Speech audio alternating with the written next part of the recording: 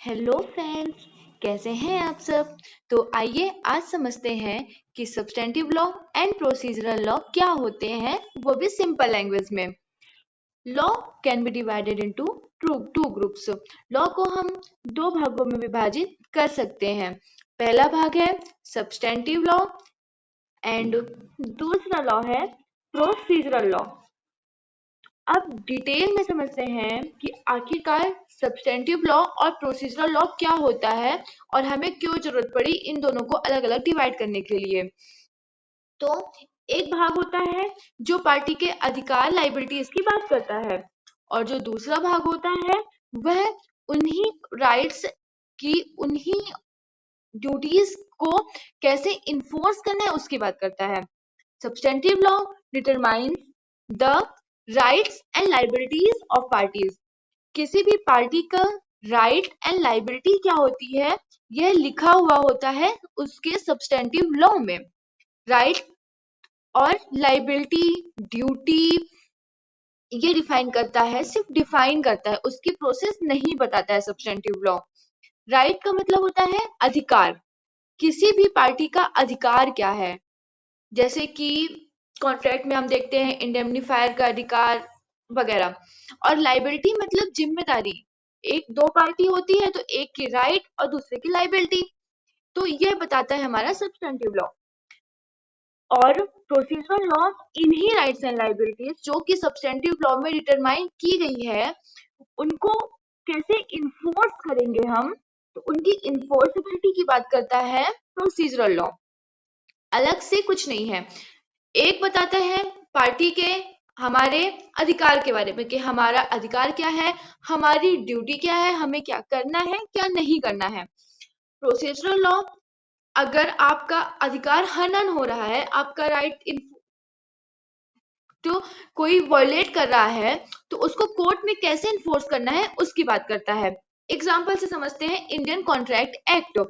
जो हमारा Indian contract act 1872 year का है, वो एक सब्सटेंटिव लॉ है। कैसे है, तो इसे भी समझते हैं। तो जो हमारा इंडियन कॉन्ट्रैक्ट एक्ट है, यह बात करता है कॉन्ट्रैक्ट के बारे में। कॉन्ट्रैक्ट तो के बारे में बात करता है और बताता है कि जो इंडेमनिटी होल्डर है, इंडेमनिटी होल्डर को ही इंडेमनिफायर भी बोलते हैं, तो उनके अधिकार क्या है। आपने इसको अगर डिटेल में पढ़ा होगा, अगर नहीं पढ़ा होगा तो हम पढ़ाने वाले हैं आपको कॉन्ट्रैक्ट भी। तो Indian contract act rights and liabilities बताता है इंडेमनिफायर की, इंडेमनिटी होल्डर की, बेलर, बेली, ये सारी चीजें उसमें दी हुई हैं। तो इसी वजह से जो हमारा कॉन्ट्रैक्ट एक्ट है वह है सब्सटेंटिव लॉ। ये प्रोसीजर नहीं बताता है कि अगर इंडेमनिटी होल्डर ने अपनी ड्यूटी परफॉर्म नहीं की है तो उसकी क्या प्रोसीजर होगी, डजंट डिफाइन नहीं करता है। सिर्फ अधिकार बताता है पार्टी का कि ये आपके पास अधिकार है। पहला हो गया उदाहरण। दूसरा एग्जांपल समझते हैं, होता है property law, TPA, transfer of property act. जो हमारा ट्रांसफर ऑफ प्रॉपर्टी एक्ट है, सेम ये भी सब्सटेंटिव लॉ है, क्योंकि आपने इसमें भी पढ़ा है कि यह पार्टी के राइट्स एंड लाइबिलिटीज की बात करता है। उसकी ड्यूटी क्या होती है, मोर्टगेजर की, सेलर सेली, इन सभी की, तो यह उनकी बात करता है, ना कि यह बात करता है कि प्रोसीजर है। यह प्रोसीजर नहीं बताता है। It contains the rights and liabilities of the seller, सेली, mortgager, mortgagee और भी दी हुई है। तो सेम कॉन्ट्रैक्ट एक्ट की तरह ही यह उनके अधिकार के बारे में बात करता है, लेकिन प्रोसीजर नहीं बताता है। आपने किसी से प्रॉपर्टी खरीदी और मोर्टगेज, गहन, मोर्टगेज का मतलब होता है गहन रखना, गिरवी रखना काइंड ऑफ। तो अगर अगर आपने उस गिरवी रखा और आपको वापस नहीं मिला तो प्रोसीजर क्या है, नहीं डिफाइन करता है। कहाँ से प्रोसीजर पता चलेगी, प्रोसीजरल पता चलेगी, प्रोसीजरल लॉ से। तो अब समझते हैं प्रोसीजरल लॉ क्या होते हैं। तो प्रोसीजरल लॉ हमारा सबसे प्यारा सीपीसी, जो हमने पढ़ना शुरू भी कर दिया है, एक वीडियो आपका आ गया है, आगे भी हम धीरे धीरे उसको समझेंगे डिटेल में। तो जो हमारा सीपीसी है वो एक प्रोसीजरल लॉ है। क्यों है?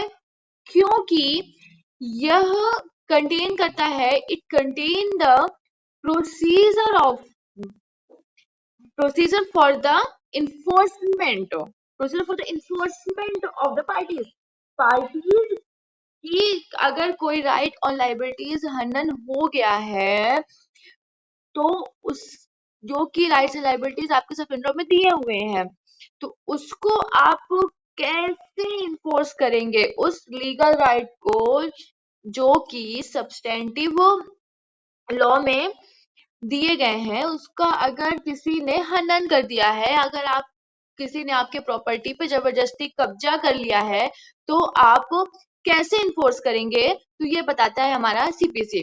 सेम बीएनएसएस भारतीय नागरिक सुरक्षा संहिता जो कि पहले था सीआरपीसी, यह भी एक प्रोसीजरल लॉ है। तो आपने बीएनएसएस पढ़ा ही है, अगर नहीं पढ़ा है तो हम पढ़ाएंगे आपको। तो बीएनएसएस हमारा प्रोसीजरल लॉ है क्योंकि यह भी पूरी प्रोसीजर बताता है। मैं ऊपर बताना भूल गई कि इसके साथ ही आप पढ़ते हैं आईपीसी, पहले पढ़ते थे, अब है बीएनएस भारतीय न्याय संहिता। यह एक सब्सटेंटिव लॉ है क्योंकि यह ऑफेंस की डेफिनेशन बताता है, राइट्स बताता है, लाइबिलिटी बताता है, ड्यूटी बताता है स्टेट की, हम सबकी, कि हमें क्या करना है क्या नहीं करना है। तो यह एक सब्सटेंटिव लॉ है। इसका प्रोसीजरल लॉ सीआरपीसी है। प्रोसीजरल लॉ को